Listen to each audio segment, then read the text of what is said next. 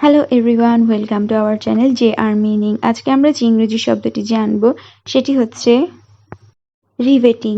এর বাংলা অর্থগুলি হচ্ছে মনোযোগ আকর্ষণকারী, জমাট বাঁধা, মনোগ্রাহী।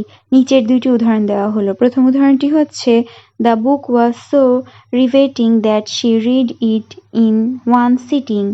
আমি আবারও বলছি, the book was so riveting that she read it in one sitting.